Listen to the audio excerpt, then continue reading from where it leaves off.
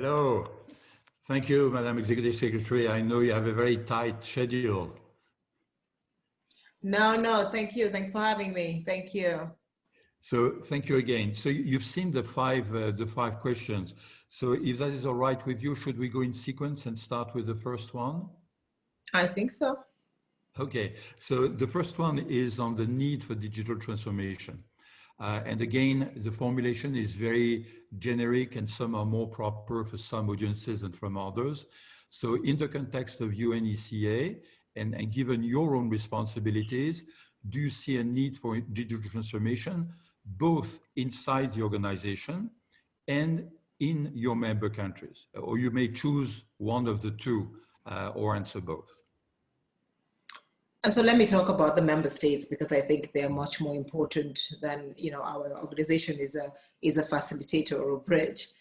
My sense is that with the COVID crisis now more than ever, we see the need for digital transformation. We see the need for technology as the center of what is going to help us move forward when we come out of this. I think before the crisis, the Economic Commission for Africa and the African Union, came together to write the African strategy for digital technology. In doing that, we quickly realized, even though there is a lot of celebration around how far Africa has come in terms of digitization, there still is a lot more that needs to be done if we really want to deliver an inclusive, Africa. There are at least a couple of solutions that exist out there on the digital space, but very difficult to get them used by those who really need them. And I take the example, for example, I sit on a committee that looks at, gives agriculture prices to the best sort of two people who would have contributed every year to agriculture research and agriculture development. This year we gave the prize to a lady who is working in geospatial information technology, and she's doing amazing work.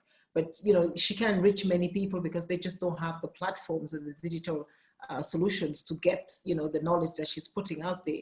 So even though we have, and this was one of the issues, that Africa was not creating content or producing content for a digital economy, even when we do, we don't have the access simply because only 17.8% of the population actually does have access to the internet. And of those 17.8%, less than 60% can afford it. So some of them have access but cannot afford it. So we still do need to do a lot if we wanted to ensure that we can be an inclusive community. Of course, that's on the agriculture side. When you start talking about innovation in the technology, innovation in battery preservation, we're producing all of the coltan, 80% of the coltan in the world that goes into everybody's cell phone, and all the renewable energy devices comes from DRC. But none of that can be used usefully on the continent because we just don't have access to the technology that would allow us to develop it, that would allow us to use it on our continent in a way that is efficient and competitive. Again, because of pricing, because of a lack of investment in the infrastructure that we need to sort of stand up these industries. And finally, in the financial sector, we've seen that digital technology has opened the space a little bit. And this is where I guess your question, the inclusive part, happens. And I think we're making some progress there. More women have, yes, their bank accounts on their phones, and so they can access the bank account without permissions from their spouses. But we still need to do more. We just don't want you to access a bank account. We want you to be able to have a whole slew of menu of financial services that you can access. We still don't have credit records because we are not able to develop systems off of the digital technology that can allow us to have, indigenized, localized credit records that allow us to provide more financing for women. So a lot more work needs to be done. But I think that one of the positives that is going to come out of the COVID crisis is just the importance and the sense of urgency now that most of our leaders have around making sure that, the right policies are in place to speed up digital development on the continent. Very good. So if I may try to summarize, although much celebration has taken place about how much new infrastructure had been put in place, there are still two major hurdles for digital transformation in Africa. That would be access and affordability. And to address that, it's not in the field of technology that solutions should be pursued, not only in that field, but also in financial infrastructure, in investment, in gender, and all these mechanisms which are not specific to technology, but take a special dimension there. Exactly. Thank you. Technology is So an enabler. you already answered part of the second question, which is about inclusion, diversity, and the digital divide. Where do we stand from that point of view in Africa, and what is needed? Well, in terms of inclusion and diversity, I think one of the things that the digital divide is probably going to create because of COVID, let's start from there, we're going to see probably an increase in inequalities. And we take a very simple example is education, access to education. Those who live in big cities, those who have high GDP per capita incomes, who have the ability to access and can afford broadband systems, their kids will do online schooling. Those who cannot will stay home. And so what we're going to end up seeing is the poorer will fall further behind and the advantage will go ahead. So I think one of the things that COVID is going to do is really create even more gaps in the system. Again, same thing, financing is scarce, resources are even more difficult to come about. So financial investments, FDI, is not going to come to frontier markets like the continent or frontier markets within the continent. People will, probably go to Cote d'Ivoire or to Morocco or to South Africa before they think of going to Niger or Mali or Guinea-Bissau, which they may have done in good times because, everybody was making a good return. So what you will see is probably at the initial outset of the crisis, a lot more inequality, a lot more of a digital divide. The second thing, of course, that we're beginning to see is on this, and this is a positive part, is, and answering the diversity part. One of the things that has happened with the crisis is that we have seen our private sector stand up and repurpose, their businesses to begin to produce PPEs and test kits. And Africa, I think there has been this burst of innovation, which at the end of this crisis we will end up with a much more diversified economy than when we came in. Because, we were importing almost 95% of our drugs and associated health commodities from abroad. There has been a huge push. Ventilators are now being produced in Morocco and South Africa. Senegal is producing test kits, as is Kenya. PPEs are being produced all over the place. So I think we're beginning to see a hugely diversified pharmaceutical sector coming out. We will probably begin to see also diversification in the kinds of applications that African innovators are going to put out into the marketplace to help us manage the COVID crisis and the lack of mobility that we're experiencing. So, not as much as is happening in the developed world, but many people are going to have to start moving online. Right now, we only have about 10% of all the activity happening online. By the end of this crisis, it may move to 20-25%. That will be new businesses that are being created. That will hopefully then stay for a long term and diversify Africa's economy.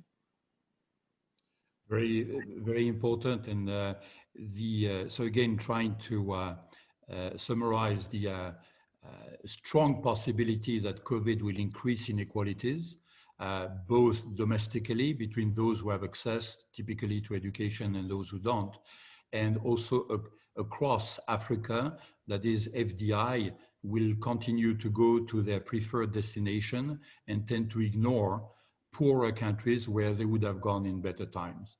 And if I understood you correctly, the private sector through PPE and innovation have a critical role to play to mitigate these increasing inequalities.